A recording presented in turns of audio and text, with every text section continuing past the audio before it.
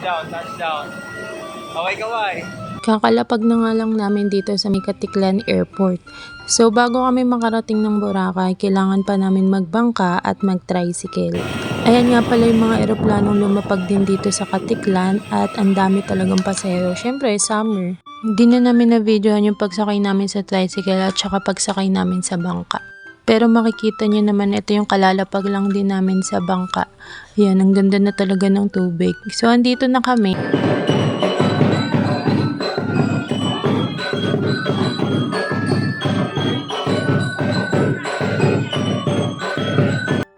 Ayan, yun sumalubong sa amin sa Mayport. At andito na nga kami sa hotel. So, pagdating namin sa hotel, binigyan nila kami ng welcome drink. Sobrang sarap niyan. Para siyang may pagka-mint na nakaka-refreshing talaga sa init ng panahon at sa init ng binyahe namin papunta dito. Nilibot-libot ko na lang din yung hotel. Ayan, nakita niyo na may OOTD ko papunta dyan. Very pa-chicks lang. Pakit lang, okay na yan. Tapos ayan yung cafeteria nila, tapos ayan yung lobby. Yung beach naman, siguro mga 2 minutes walk lang siya galing sa hotel namin.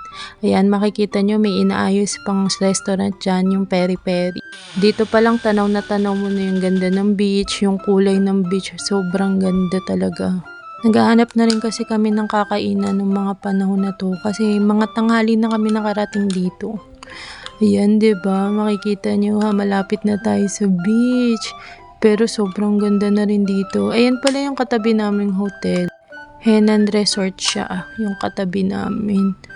And makikita nyo rin na hindi pa ganun kaayos yung daan dito. Kaya naglagay sila or nagtambak muna sila ng sako para pantay yung daanan namin. Kasi syempre dito parang uka-uka pa siya. Kaya parang tinabakan muna nila para at least pantay yung dadaanan. Ayun na yung Boracay. 'Di ba? Ang ganda ng araw, ang ganda ng mga puno, ang ganda ng dagat. Sobrang sulit. Summer eh.